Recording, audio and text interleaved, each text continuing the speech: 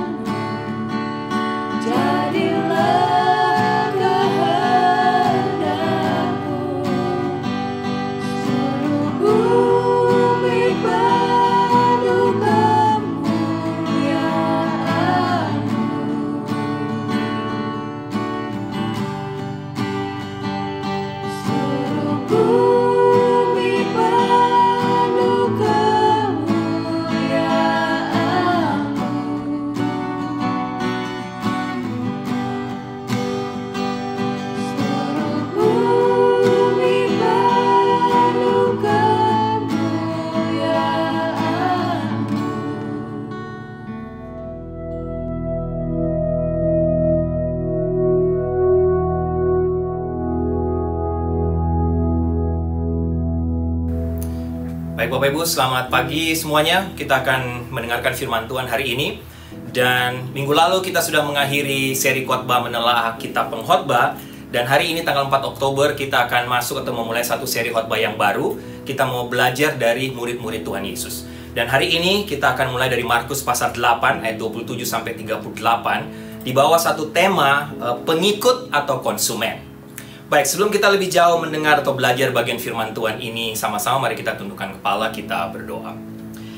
Tuhan, sekali lagi kami bersyukur, berterima kasih karena minggu ini atau hari ini kami ada waktu untuk duduk diam di sekitar firman-Mu, mendengarkan suara-Mu melalui kebenaran firman Tuhan lagi di hari ini, di hari perhentian ini.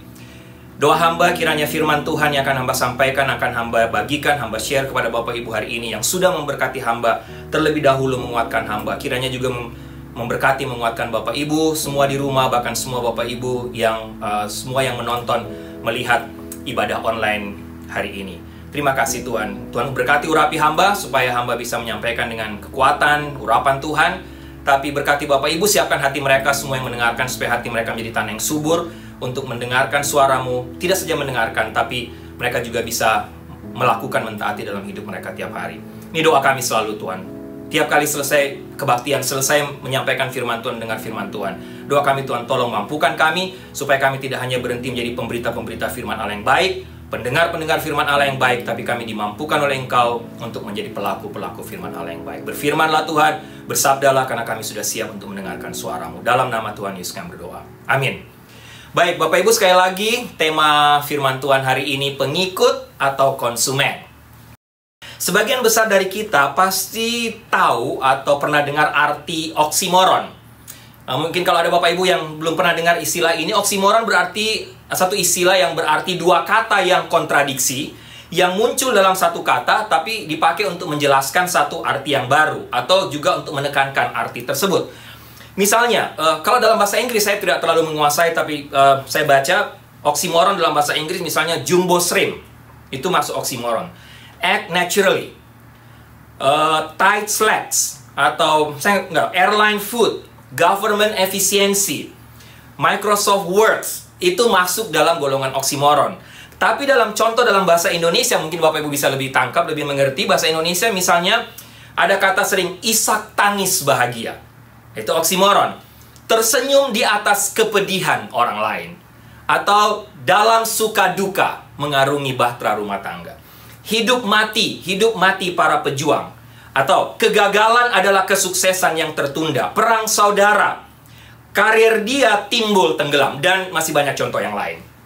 Itu oksimoron Bapak Ibu. Nah, hari ini saya akan share tentang apa yang merupakan, menurut saya, oksimoron terburuk atau yang paling nggak masuk akal dibandingkan dengan beberapa contoh oksimoron yang saya sebutkan tadi. Apa itu? Bapak Ibu pernah nggak dengar istilah ini? Orang Kristen dengan separuh komitmen. Perhatikan kata ini, separuh komitmen. Menurut saya agak sedikit ganjil, nggak masuk akal. Separuh komitmen. Oke, Bapak Ibu. Nah, banyak orang menjadi Kristen, menurut saya, hanya dengan separuh komitmen. Kenapa? Karena mereka hanya menginginkan Tuhan Yesus untuk membawa mereka masuk surga. Mereka percaya Yesus supaya Tuhan Yesus bisa bawa mereka masuk surga. Tapi tidak membuat mereka menjadi orang Kristen yang serius, menjadi orang Kristen yang sungguh-sungguh, menjadi orang Kristen dengan totalitas yang tinggi. Nah, menurut firman Tuhan hari ini dari Markus pasal 8 ayat 27 sampai 38, Tuhan Yesus mengatakan tidak ada yang namanya pengikut Kristen atau pengikut Kristus yang separuh komitmen. Bapak Ibu, menurut saya hal yang sangat menakutkan dan sangat berbahaya dari konsep kekristenan atau gagasan kekristenan adalah bahwa kita dapat memiliki separuh komitmen kepada Tuhan Yesus.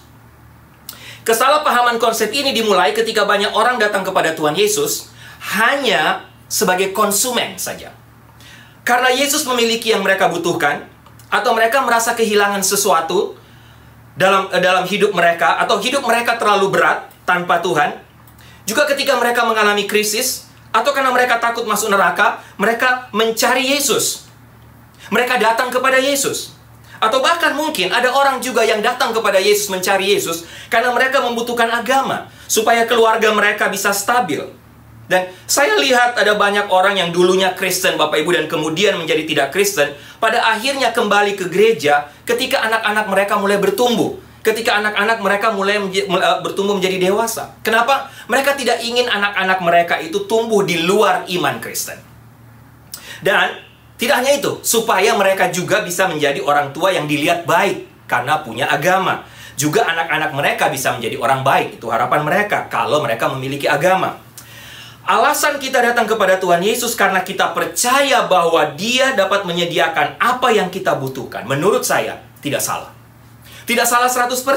Bukan alasan yang salah. Kenapa Bapak Ibu? Karena menurut saya Tuhan juga memakai keinginan-keinginan kita untuk membawa kita kepada satu titik di mana kita tahu bahwa kita ini membutuhkan Tuhan. Sekali lagi Bapak Ibu, kita datang kepada Tuhan, atau percaya kepada, kita datang kepada Tuhan Yesus karena kita percaya bahwa Dia akan menyediakan apa yang kita butuhkan. Bagi saya tidak salah.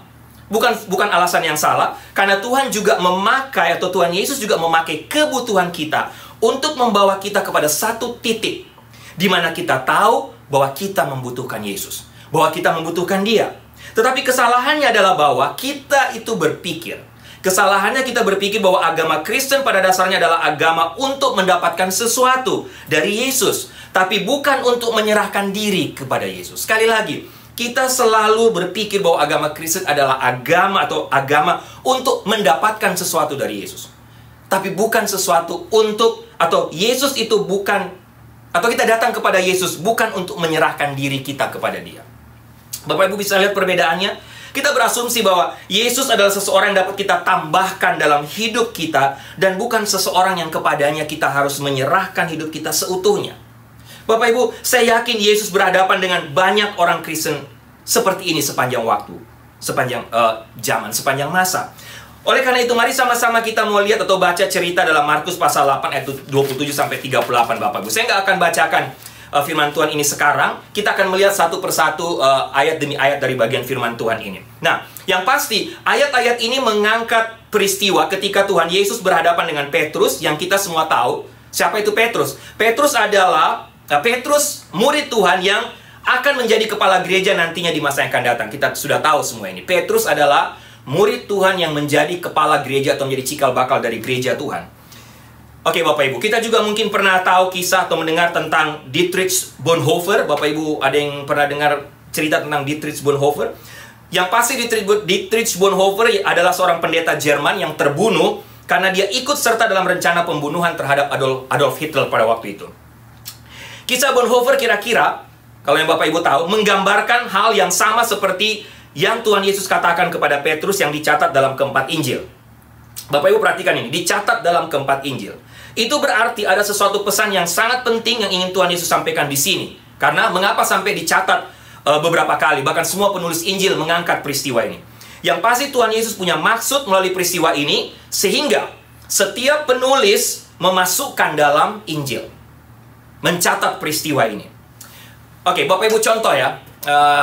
Kita mungkin marah kalau ada orang atau karena saya sering mengulang-ulang poin yang sama. Contoh, Bu Sarah, anak-anak sering marah kalau saya cerita sesuatu berulang-ulang. Tiap kali saya mau cerita lagi, mereka bilang, "Pak, itu kamu sudah cerita berapa kali, sudah ulang-ulang." Tapi Bapak Ibu, Tuhan Yesus pun rupanya melakukan hal yang serupa, atau sering melakukan hal yang serupa.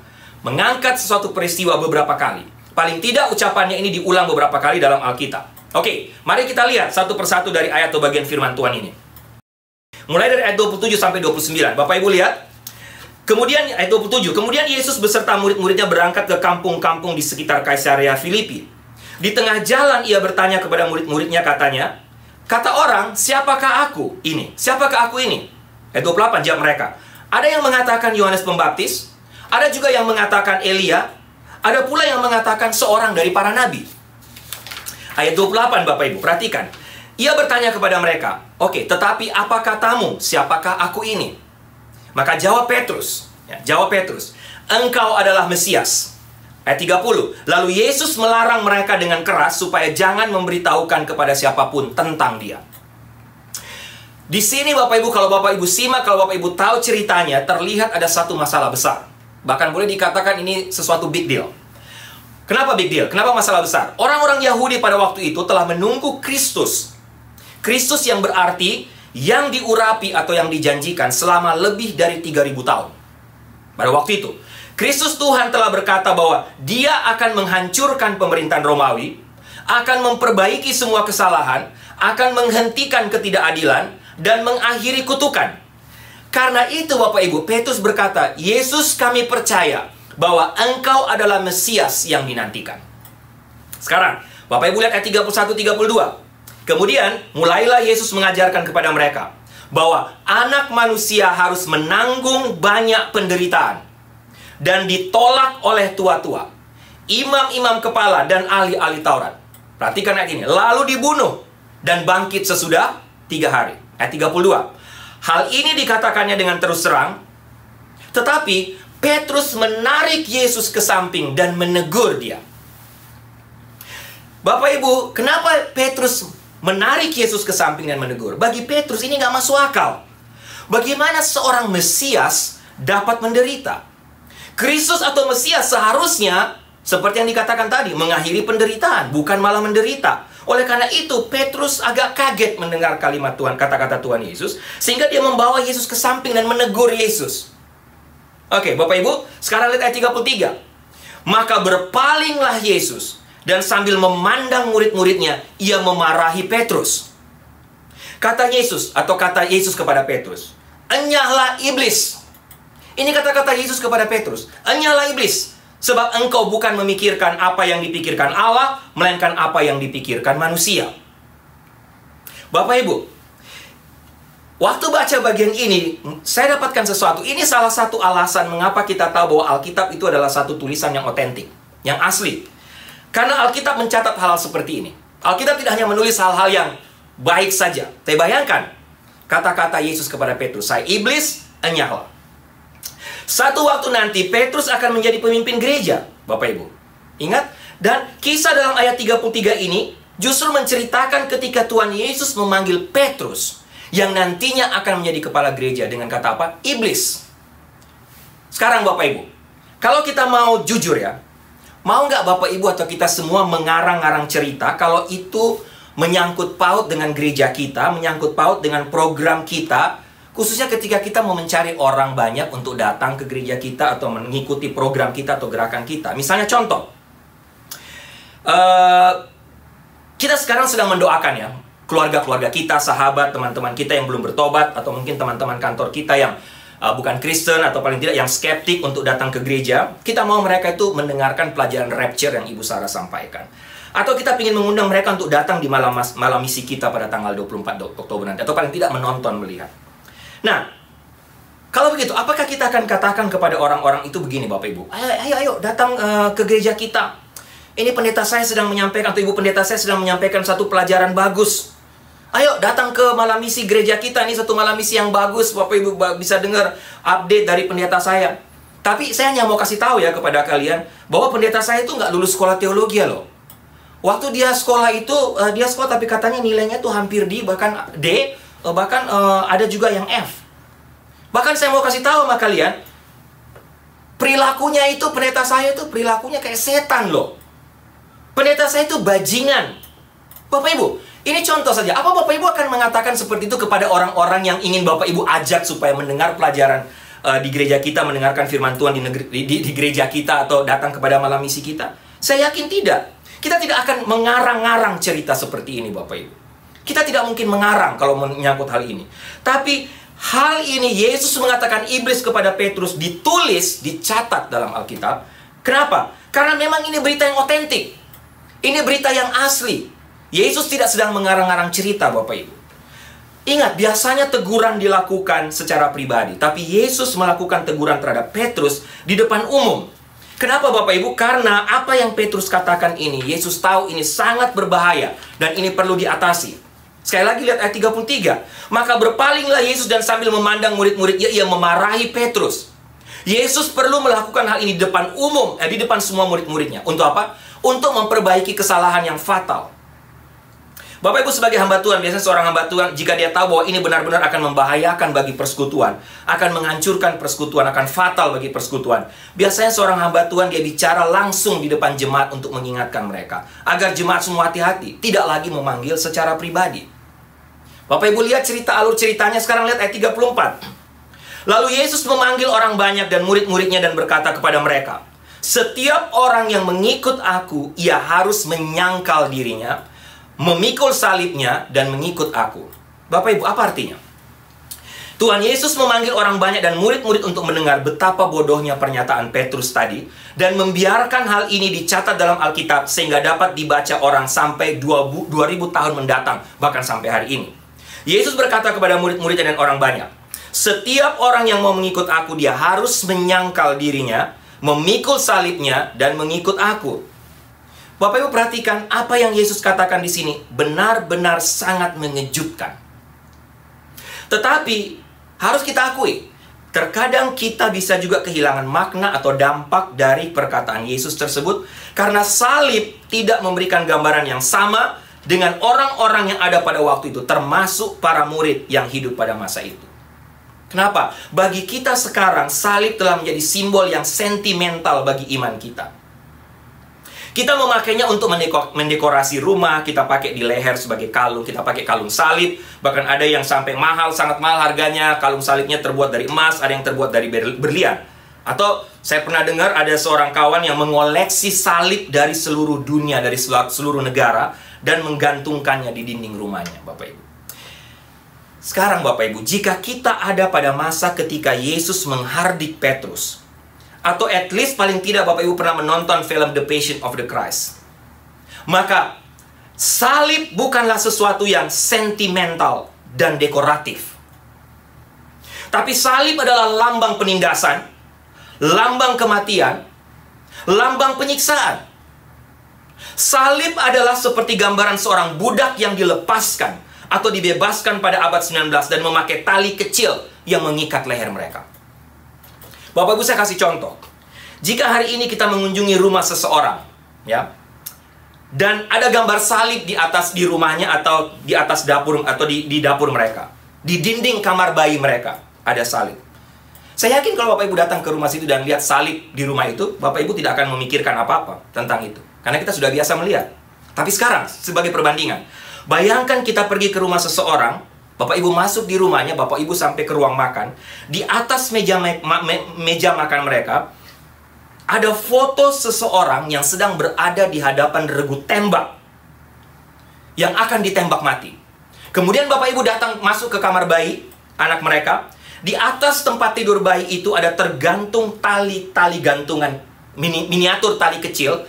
Tali gantungan yang dipakai untuk Bapak Ibu pernah lihat orang yang di hadapan regu tembak yang akan dihukum mati, ditembak atau akan dihukum gantung? Itu ada tali yang terikat di leher. Nah, Bapak Ibu masuk ke kamar bayi rumah itu, ada tali miniatur dari tali gantungan tergantung di kamar bayi itu. Bapak Ibu, saya yakin kalau kita melihat itu, kita nggak akan katakan, wah luar biasa, indah sekali, dekoratif, bagus sekali dekorasi rumah ini. Saya yakin kita tidak akan main-main, Bapak Ibu. Bahkan mungkin kita akan mengatakan kepada anak kita yang ikut dengan kita jangan tertawa di sini, kita jangan main-main dengan mereka yang punya rumah ini. Kenapa Bapak Ibu?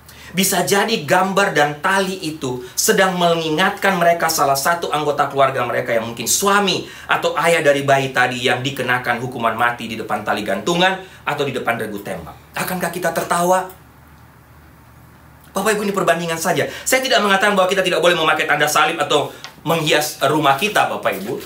Tapi saya hanya ingin memastikan bahwa kita tidak kehilangan keterkejutan kita ketika membaca atau melihat cerita ini, ketika Yesus menggunakan gambaran ini untuk menghadapi penyimpangan iman yang dilakukan oleh setan pada waktu itu melalui Petrus, yang umumnya sampai sekarang juga dipercayai oleh orang Kristen.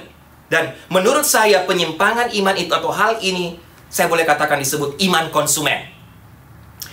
Iman konsumen. Dan menurut saya iman konsumen ini paling tidak memiliki 3 unsur atau 3 elemen kebenaran, Bapak Ibu, yang ingin saya share kepada Bapak Ibu. Yang pertama, iman konsumen. Apa itu iman konsumen? Kita, menurut saya Bapak Ibu, memiliki atau dikatakan memiliki iman konsumen jika kita mengharapkan Kristus atau Tuhan Yesus untuk menghilangkan semua kesulitan dari dalam hidup kita. Sekali lagi, kita memiliki iman konsumen kalau kita itu mengharapkan Yesus atau Kristus untuk menghilangkan semua kesulitan dalam hidup kita.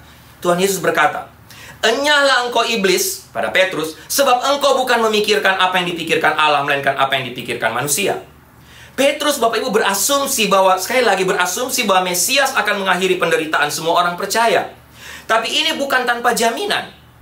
Perjanjian Lama berulang kali berjanji bahwa Mesias akan datang dan mengakhiri ketidakadilan. Kita tahu itu, memperbaiki semua kesalahan, mengakhiri penderitaan. Tapi jangan lupa, dalam Perjanjian Lama juga dikatakan tentang seorang hamba. Bapak Ibu baca dalam Yesaya pasal 53. Seorang hamba yang akan diutus oleh Tuhan, yang akan menderita. Nah, Bapak Ibu, hal ini membingungkan orang Yahudi karena mereka tidak pernah bermimpi bahwa hamba yang menderita dan Kristus yang besar, yang agung adalah seorang pribadi yang sama. Jadi Petrus bersama dengan kebanyakan orang Yahudi pada masa itu tidak pernah membayangkan konsep tentang Mesias yang menderita, Bapak Ibu. Mesias tapi menderita. Petrus sedang mengungkapkan inti dari kekristenan yang menurut saya mungkin terlalu kasar kalau kita katakan tidak dewasa, tapi paling tidak kekristenan menurut saya dengan minimnya pemahaman atau konsep yang salah. Yesus Kristus datang supaya saya tidak menderita. Itu konsep kita, Bapak Ibu. Konsep iman konsumen. Tapi Yesus berkata apa? Tidak, Petrus.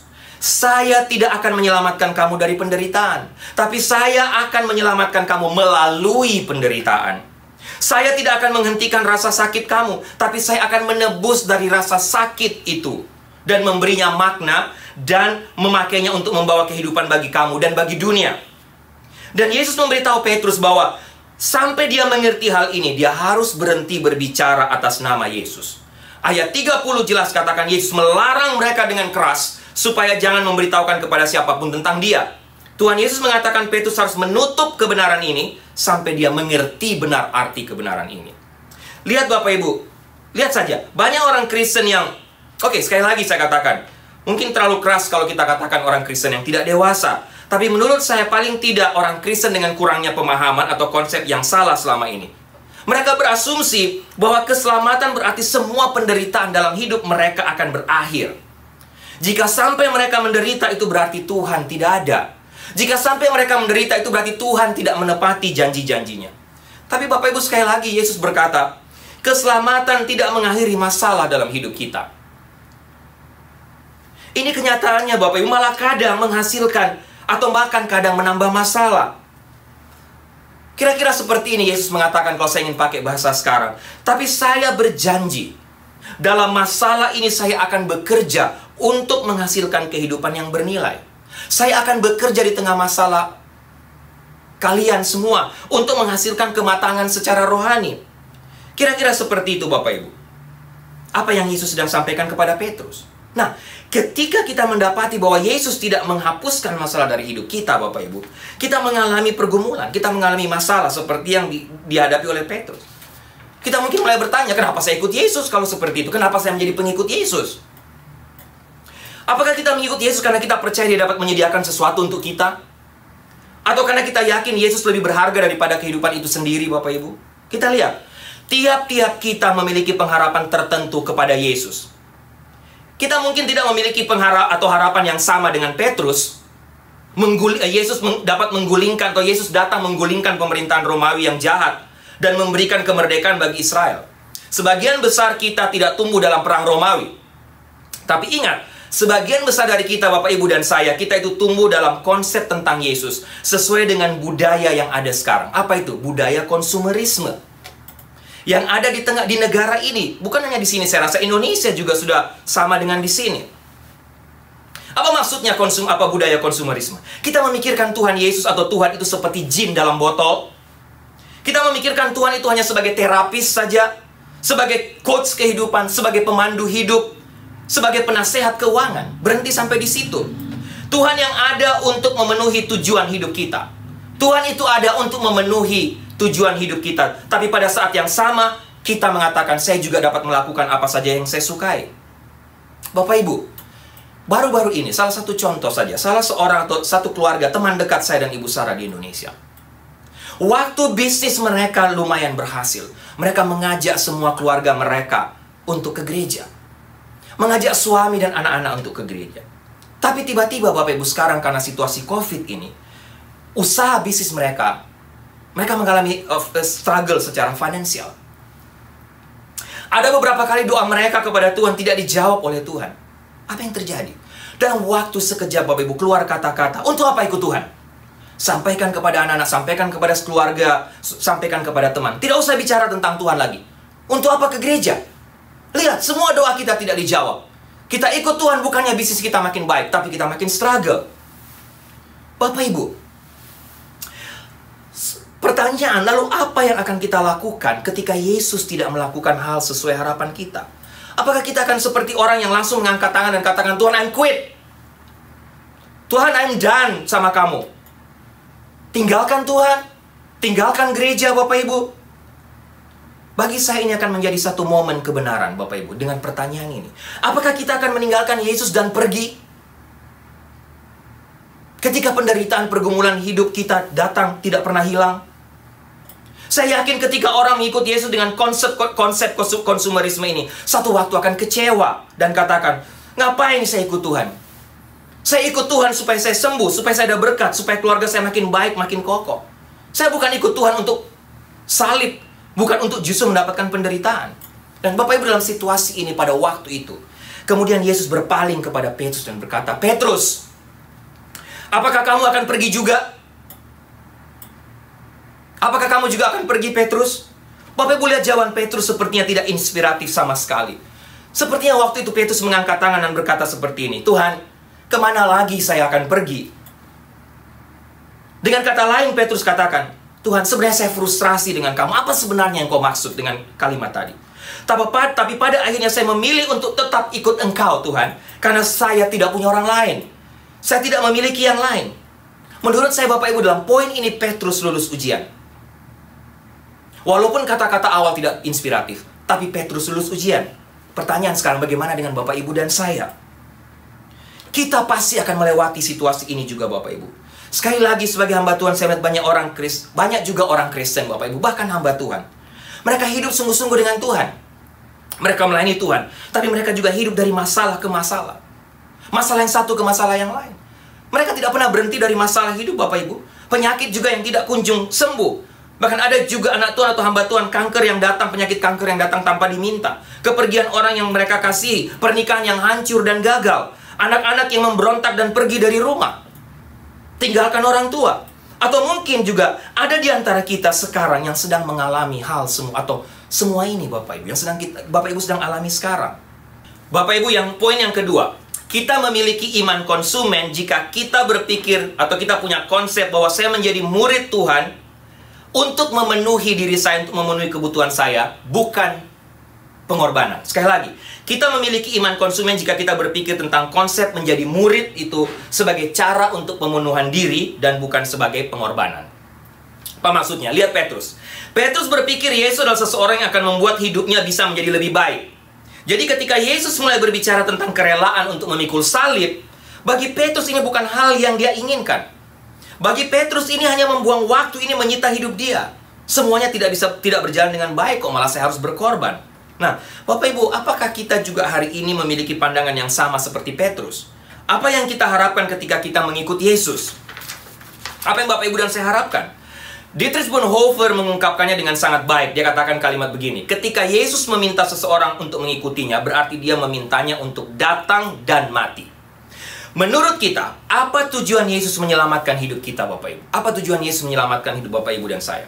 Banyak orang beranggapan bahwa menjadi seorang Kristen berarti membersihkan hidup kita. Maaf. Dan sebagai tanggapannya adalah kita mendapatkan pertolongan Tuhan dan Dia bawa kita ke sorga. Sedang Yesus berkata lain. Itu berarti Yesus menyelamatkan kita berarti menyerahkan diri kita sendiri tanpa batas kepadanya. Mempersembahkan hidup kita secara total kepadanya seperti yang Yesus lakukan. Pertanyaan, pernahkah Bapak Ibu, pernahkah kita mempersembahkan diri kita kepada Tuhan dengan cara ini? Mempersembahkan hidup kita secara total? Oke, Bapak Ibu pernah dengar tentang teori Kopernikus. Menurut saya, jika kita benar-benar mengikuti Yesus, maka itu berarti kita harus mengalami revolusi Kopernikus. Yang saya maksud dengan itu adalah bahwa hingga masa Kopernikus, Bapak Ibu tahu tentang teori Kopernikus. Hingga masa Kopernikus, semua orang mengira bahwa alam semesta ini berputar mengelilingi bumi. Tapi revolusi Kopernikus adalah rupanya matahari yang ada di tengah, bukan bumi. Bapak Ibu, itu teori Kopernikus. Dengan kata lain, Tuhan Yesuslah yang harusnya ada di tengah, bukan saya. Tuhan Yesus yang harusnya menjadi center dari hidup kita, Bapak Ibu, bukan diri kita. Dosen saya orang Jerman di I3 waktu kuliah di I3 mengatakan sebuah moto hidup yang menurut dia bisa dipakai dalam semua aspek kehidupan. Dia katakan, not me, but Christ. Saya nggak tahu, not me, but Christ. Not I, but Christ. Saya ada pergumulan, not me, atau not I, but Christ. Saya sedang sukses, not me, not I, but Christ. Saya sedang difitnah orang, not me, not I, but Christ. Dia bilang moto ini bisa dipakai dalam semua aspek kehidupan.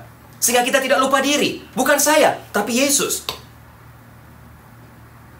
Saya membutuhkan Tuhan untuk memberi saya pengertian, Bapak Ibu. Dan juga mengalami revolusi ini. Saya secara pribadi, saya harap Bapak Ibu juga. Ada seorang penulis, David Platt, katakan, Yesus tidak menyelamatkan Anda untuk mendisinfeksi Anda dan kemudian menempatkan Anda di rak buku. Dia menyelamatkan Anda untuk membawa Anda untuk melayani Dia secara total dengan penuh pengorbanan seperti yang Dia telah lakukan. Dan pertanyaan untuk kita semua hari ini, Bapak Ibu, dalam poin yang kedua, sudahkah kita menyerahkan diri kepada Yesus dengan cara ini?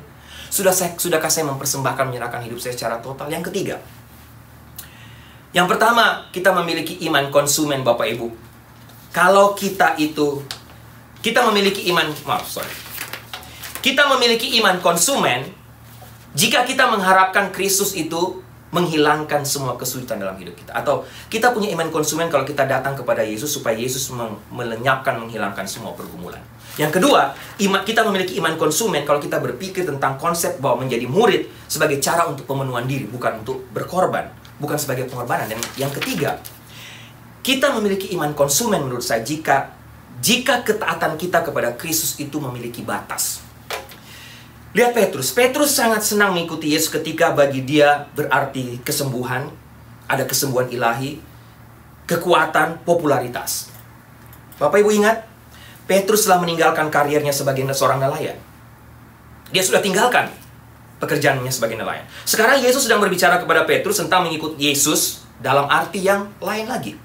Penderitaan, pengorbanan, dan melayani. Yesus memberi Petrus pertanyaan, Petrus, apakah kamu mau mengikut saya karena apa yang telah saya lakukan? Atau kamu mau mengikut saya karena kamu mau bersama-sama dengan saya? Sekali lagi Bapak Ibu, Yesus memberi Petrus pertanyaan, Petrus, apakah kamu mau mengikut saya karena apa yang telah saya lakukan? Ataukah kamu mau mengikut saya karena kamu mau bersama-sama dengan saya? Karena mengikut saya berarti mengalami pasang surut kehidupan, bukan hanya sekedar memperoleh sesuatu dari saya. Itu kata Yesus. Apakah ada batasan penyerahan hidup kita, Bapak Ibu, kondisi dan hal lain dalam mengikut Yesus? Yesus katakan itu kepada Petrus. Apakah ada batasan penyerahan hidup kamu, Petrus, kepada saya? Apakah ada kondisi hal lain dalam kamu mengikut saya? Dan pertanyaan ini juga buat Bapak Ibu dan saya sekarang. Ingat hal ini Bapak Ibu, kebenaran ini. Keselamatan itu memang gratis, tidak ada biaya apapun. Tetapi mengikut Yesus akan merugikan kita. Apa maksudnya? Mungkin semuanya. Oke, sekarang kalau mengikut Yesus itu merugikan, bahkan sepertinya merugikan semua, apakah kita masih mau mengikut Yesus? Maksudnya begini Bapak Ibu, contoh praktis. Kita ingin pergi ke arah lain, tapi Tuhan bilang tidak. Kamu harus pergi ke arah yang berlawanan dengan pikiran kamu. Kita berpikir kita masih mau enjoy atau tinggal dalam kehidupan kita yang sekarang, kehidupan kita yang lama. Tapi Yesus bilang tidak, ini waktunya kamu bertobat, kamu terima Tuhan Yesus sebagai Tuhan dan Juru Selamat. Ini waktunya kamu untuk mengalami kelahiran kembali. Apakah kita mau mengikuti Yesus atau kita katakan tidak? Pada saat seperti ini, kita harus memutuskan seberapa berharganya Yesus dalam hidup kita, Bapak Ibu. Taat pada Dia atau pada keinginan kita. Yang pasti Tuhan meminta kita untuk memutuskan, misalnya Tuhan meminta kita untuk memutuskan hubungan kita dengan seseorang yang kita kasihi, dengan orang yang tidak seiman dengan kita, yang tidak sepadan, yang bukan dari Tuhan. Apakah kita memilih Tuhan, memilih taat kepada Tuhan, ataukah memilih keinginan kita sendiri? Kita diperintahkan Tuhan untuk pergi ke sebuah ladang misi yang kita tidak mau, kita tidak suka daerahnya. Maukah kita taat? Kita diminta untuk mengubah karier kita yang merugikan kita secara finansial. Kita pindah karier, tapi sebenarnya secara finansial kita makin turun gaji kita. Tapi ini semua demi mentaati Tuhan untuk mengutamakan keluarga, family, dan juga waktu-waktu ibadah kita. Jika Tuhan meminta kita, akankah kita taat? Walaupun gaji kita berkurang, kita diminta Tuhan untuk mengampuni seseorang yang sangat menyakiti kita. Maukah kita lakukan? Kita diminta Tuhan untuk memberitakan Injil kepada seseorang yang sangat kita tidak kita sukai. Mau kita lakukan, mau kita taat. Kita diminta Tuhan untuk memberi bagi orang lain yang sedang membutuhkan. Sedangkan saya punya uang yang sudah saya tabung untuk membeli beberapa keinginan saya. Misalnya, ya mau beli telepon baru atau mau beli tas baru. Tapi Tuhan katakan, Ricky atau Sarah, tidak. Atau katakan kepada kita semua, tidak. Kamu harus memberikan kepada orang lain yang lebih membutuhkan. Maukah saya taat? Mungkin Tuhan meminta kita untuk masuk dalam satu gereja, bergabung di gereja tertentu untuk melayani di sana, bukan hanya menjadi penonton saja. Maukah kita taat, Bapak Ibu? Yang pasti ketaatan kepada Tuhan pada umumnya bertentangan 180 derajat dengan keinginan kita. Sepertinya, kok saya dirugikan sepertinya. Maukah kita taat? Pada saat itu, kita harus menjawab pertanyaan, apakah saya datang kepada Yesus untuk mendapatkan sesuatu darinya? Atau menyerahkan diri saya kepada secara total, bukan karena saya menginginkan sesuatu daripadanya, tapi karena saya menginginkan Yesus. Bapak Ibu, salib pada zaman Romawi dirancang untuk kematian. Itu saja, salib tidak ada tujuan lain, untuk kematian. Lalu apa maksud Yesus ketika dia mengatakan bahwa siapapun yang mengikut dia harus memikul salibnya setiap hari? Perkataan itu tidak berarti bahwa kita semua harus disalib secara jasmani, Bapak Ibu. Salib yang Yesus maksudkan di sini adalah tindakan mematikan keinginan-keinginan kita, mematikan keinginan hati kita, dan sikap penyerahan diri tanpa syarat pada kehendak Allah. Kematian yang dimaksud di sini adalah penyangkalan terhadap keinginan kita akan kemewahan. Tidak salah pingin harta yang banyak, pingin rumah yang besar, tapi mematikan keinginan, penyangkalan terhadap keinginan-keinginan seperti itu. Keinginan supaya, oh anak saya akan selalu menjadi anak yang penurut. Oh saya akan punya selalu teman-teman yang siap membantu. Bapak Ibu, itu mengikut atau salib kematian, salib yang Yesus maksudkan di sini adalah penyangkalan terhadap hal-hal seperti tadi. Kita juga diharapkan mampu menanggung beban ketika kita disalahpahami, ketika kita dipermalukan, ketika kita kehilangan harga diri, termasuk mampu menerima berbagai situasi yang mungkin tidak bisa diubah dalam hidup kita. Itu salib. Bapak Ibu, tuntutan Yesus kepada kita adalah bersifat total.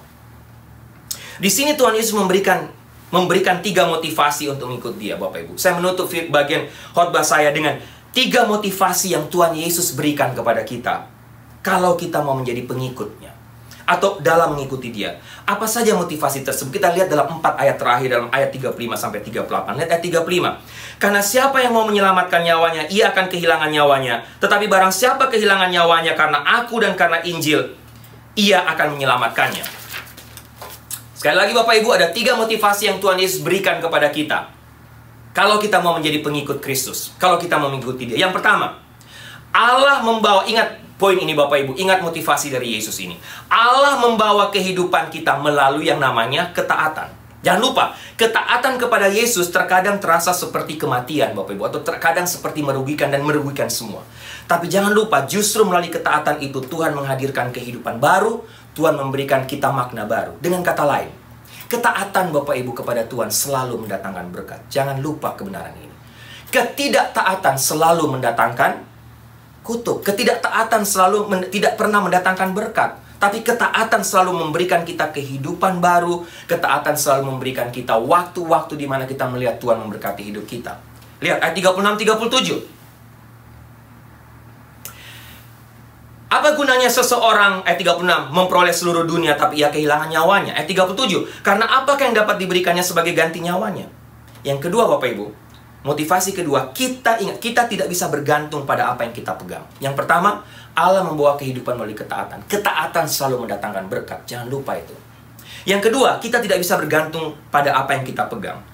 Apapun yang kita pegang saat ini, yang menahan diri kita dari sikap penyerahan total kepada Yesus, Bapak Ibu percayalah bahwa satu waktu kita akan kehilangan itu juga. Yesus memberikan pertanyaan ini kepada kita. Apa yang sedang kamu pegang sekarang? Apa yang Bapak Ibu dan saya pegang sekarang? Saya pernah melayani Bapak Ibu, atau ya dulu melayani banyak remaja dan anak muda yang mereka tidak mau bertobat karena mereka tidak mau bertobat dan tidak mau menjadi pengikut Yesus karena mereka bilang saya masih ingin hidup bebas. Saya masih ingin hidup dalam kebebasan seksual. Saya pernah bertanya kepada mereka dengan sebuah pertanyaan. Apakah kebebasan seksual itu sepadan dan setara dengan mengikut Yesus? Apa yang mereka katakan, Bapak Ibu? Saya pernah tanyakan, mereka jawab, oh iya pasti. Karena saya benar-benar bisa hidup bersenang-senang sekarang. Dengan tidak menjadi pengikut Yesus, saya bisa bebas sekarang. Bisa melakukan hubungan seks bebas dan lain sebagainya. Mereka lupa bahwa Bapak Ibu bahwa petualangan seksual hanyalah begitu singkat. Pertanyaannya, layakkah kita menjualnya dengan keselamatan jiwa kita? Layakkah kita menjual atau layakkah kita menjualnya, maksud saya, dengan keselamatan jiwa kita? Layakkah kita mengganti semua rasa enak, rasa bebas selama kita hidup dalam dunia ini? Karena kita mau hidup bebas, tapi kita kehilangan keselamatan.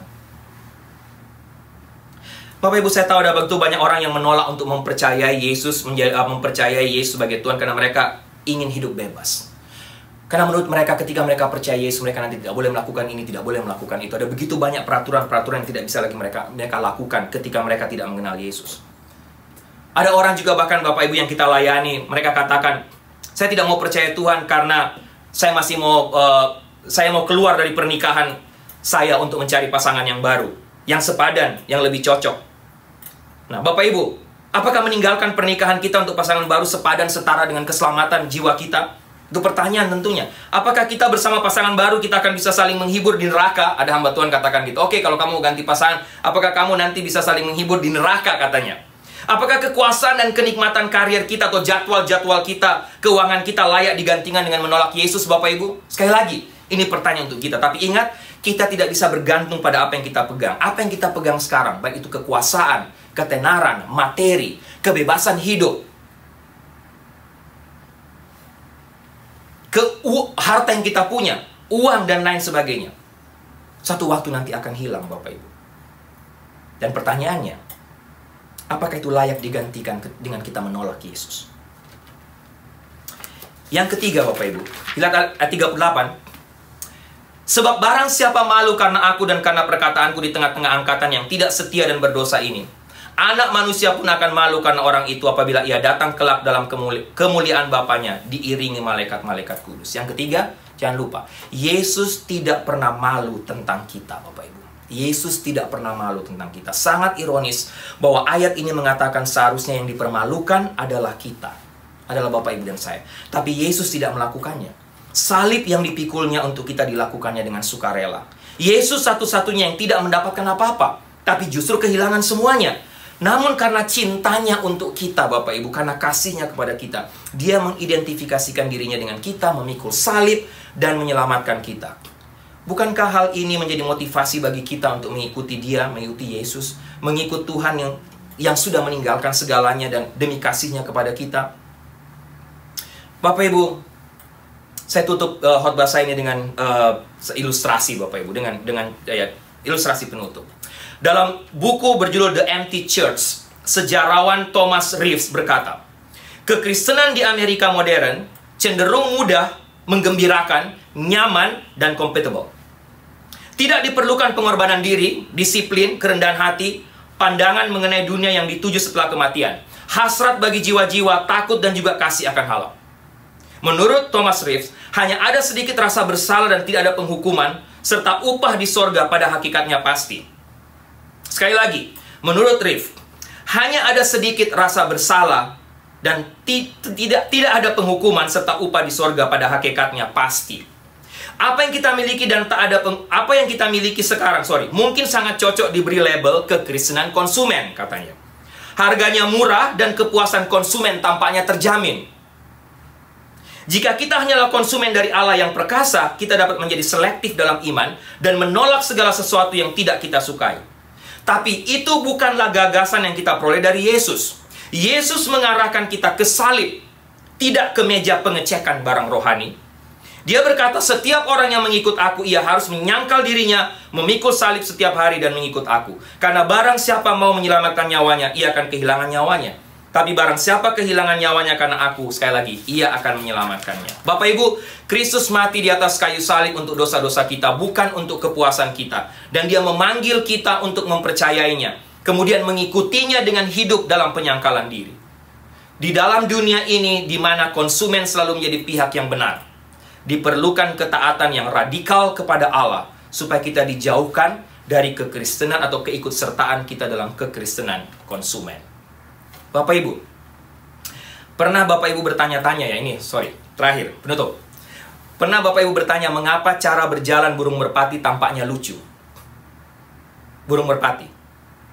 Karena dengan cara berjalan seperti itu, ia menjadi tahu arah yang dituju. Merpati tidak dapat memusatkan penglihatannya sambil berjalan, Bapak Ibu. Sekali lagi, burung merpati tidak dapat memusatkan penglihatannya kalau dia berjalan. Oleh sebab itu, burung merpati kalau Bapak Ibu lihat setiap kali dia melangkah, dia perlu memundurkan kepalanya sejenak untuk memusatkan kembali pandangannya. Dan gerakannya tadi tampak canggung, tampak lucu. Bapak Ibu, kepala maju ke depan, berhenti, mundur ke belakang, berhenti. Seperti itu. Dalam perjalanan ini merpati, tapi dalam perjalanan rohani bersama Tuhan, Bapak Ibu, menurut saya kita memiliki masalah yang sama seperti burung merpati. Terkadang kita merasa sulit untuk melihat sambil berjalan. Kita perlu berhenti sejenak sebelum melangkah lagi dan memusatkan perhatian kembali pada firman dan kehendak Allah.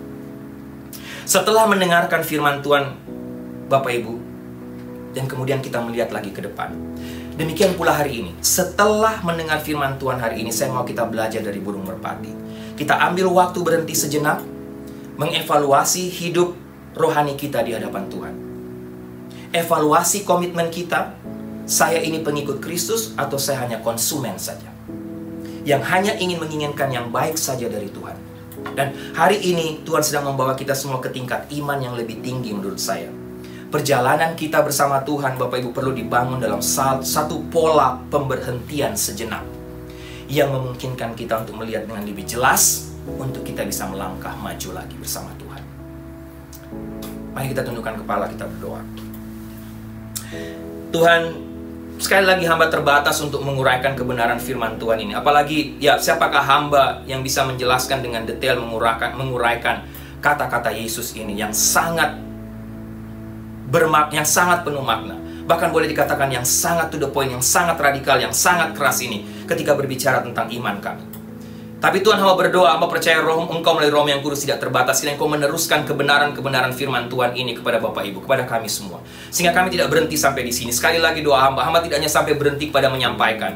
Semua kami tidak hanya berhenti sampai pada mendengarkan firman Tuhan ini, tapi tolong kami Tuhan, supaya kami benar-benar bisa mentaati, melakukan kebenaran firman Tuhan ini. Walaupun hamba tahu ini sulit. Ini satu tingkat iman yang sulit bagi kami Tuhan. Tidak gampang melakukannya. Tapi Tuhan tolong mampukan kami, supaya kami bisa sanggup untuk melakukan mentaati kebenaran firman Tuhan ini. Seperti Engkau memakai Petrus pada akhirnya menjadi kepala gereja. Terima kasih Tuhan. Dalam nama Tuhan Yesus berdoa, mengucap syukur untuk kebenaran firman Tuhan ini. Amin.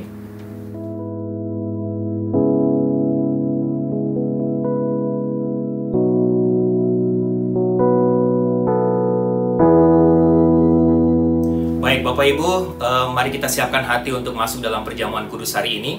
Mungkin ada sebagian besar Bapak Ibu yang sudah siap dengan roti dan anggur untuk semua bahan perjamuan kudus hari ini. Tapi kalau ada di antara Bapak Ibu yang mungkin belum siap, belum sempat mempersiapkannya, saya memberi waktu beberapa menit untuk Bapak Ibu mempersiapkan diri. Bapak Ibu siapkan roti, siapkan anggur, atau apapun yang akan Bapak Ibu pakai untuk perjamuan kudus kita hari ini.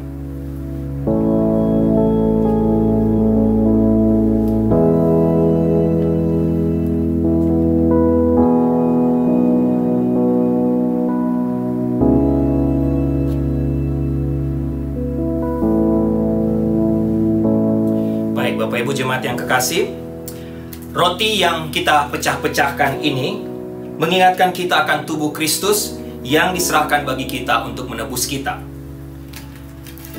Demikian pula dengan cawan minuman ini yang kita pakai mengucap syukur, mengingatkan kita akan darah Kristus yang dicurahkan bagi kita untuk pengampunan dosa kita.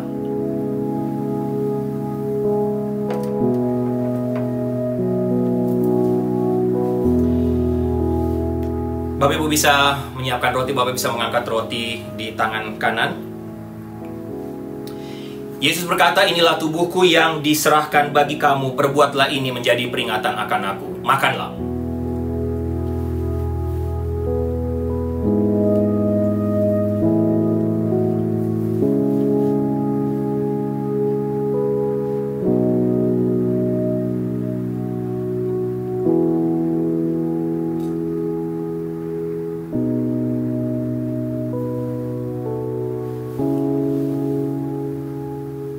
Bapak Ibu bisa mengangkat cawan atau apapun, wine, anggur, atau grape juice di tangan kanan Bapak Ibu.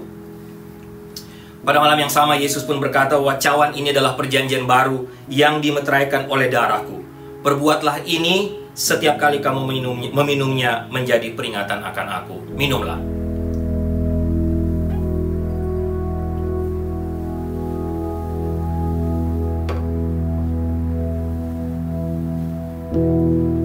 Saya beri kesempatan waktu kepada Bapak Ibu semua untuk kita semua mengambil waktu berdoa, mengucap syukur untuk perjamuan kudus hari ini, mengucap syukur untuk tubuh Tuhan yang hancur di atas kayu salib di Bukit Golgota, juga dengan darah Tuhan yang tercurah buat kita semua. Sehingga karena karya salib inilah, karena Tuhan Yesus yang mati di atas kayu salib, sehingga Bapak Ibu dan saya bisa mendapatkan hidup kekal, bisa mendapatkan keselamatan kekal. Sambil waktu kita untuk berdoa, mengucap syukur bersama-sama.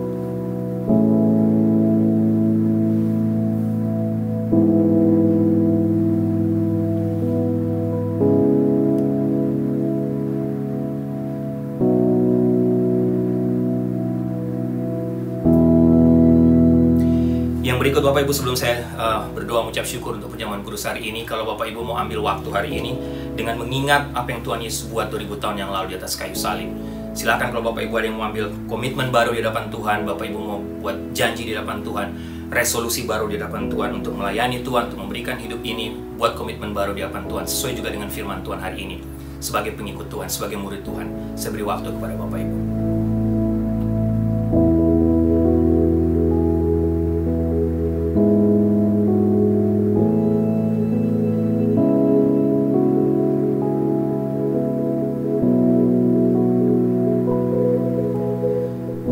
Yesus, terima kasih untuk hari ini. Kembali lagi kami mengucap syukur kami bisa merayakan atau mengadakan perjamuan kudus untuk mengingatkan kami kembali karya salib, karya kematian-Mu di atas kayu salib sekitar 2000 tahun yang lalu. Engkau mati untuk kami, Engkau berkorban untuk kami, sehingga kami bisa selamat, kami bisa mendapatkan hidup kekal. Terima kasih Tuhan, dan hamba berdoa kiranya ini bukan hanya peringatan saja, berhenti sampai peringatan, tidak saja mengucap syukur, tapi kami juga mau mengambil komitmen baru di hadapan Tuhan. Bagaimana kami harus hidup menyenangkan hati Tuhan, bagaimana kami harus hidup sebagai murid Tuhan dengan komitmen, dengan totalitas, bagaimana kami harus memberikan hidup ini untuk mengikut Tuhan dan mentaati segala perintah-Mu. Terima kasih Tuhan, terima kasih untuk waktu ini, terima kasih untuk perjamuan kudus ini. Dalam nama Tuhan Yesus kami berdoa, amin. Baik Bapak Ibu, doa saya kita semua diberkati melalui perjamuan kudus hari ini dan juga melalui firman Tuhan hari ini dari Markus pasal 8 ayat 27-38 tadi. Baik, kita akan mengakhiri ibadah kita hari ini. Ada beberapa pengumuman. Yang pertama, jangan lupa sebentar sore kita ketemu lagi jam 4.30 di playground untuk berdoa bersama, untuk belajar bersama-sama atau mendengarkan firman Tuhan, bahkan juga mendengarkan kesaksian dari semua kita, dari Bapak Ibu selama kita mengambil waktu-waktu puasa dalam 10 hari terakhir ini. Baik, yang berikut juga Bapak Ibu jangan lupa terus doakan untuk Mission Night tanggal 24 Oktober dalam online Mission Night atau virtual Mission Night. Bapak Ibu doakan dari sekarang supaya semua bisa dipersiapkan dengan baik, sehingga acara bisa berlangsung atau berjalan dengan baik, dan semua yang nonton diberkati Tuhan melalui acara Mission Night kita tanggal 24 Oktober. Dan Bapak Ibu yang sudah mau memberikan persembahan atau donasinya untuk Mission Night, Bapak Ibu sudah bisa mulai dari sekarang, baik melalui online, melalui website, maupun juga melalui penulisan cek seperti biasa yang sudah pernah saya sampaikan. Kalau Bapak Ibu ada pertanyaan soal donasi Mission Night atau tentang Mission Night, Bapak Ibu bisa langsung ketemu saya, Bapak Ibu bisa bertanya langsung kepada saya.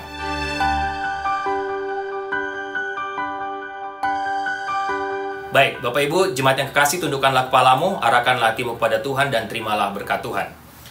Anugerah keselamatan dari Tuhan Yesus Kristus, kasih sayang yang tidak berkesudahan dari Allah Bapa, serta penyertaan dari Roh yang Kudus, kiranya menyertai engkau sekalian mulai hari ini sampai Maranatha Tuhan Yesus datang kembali. Haleluya, amin.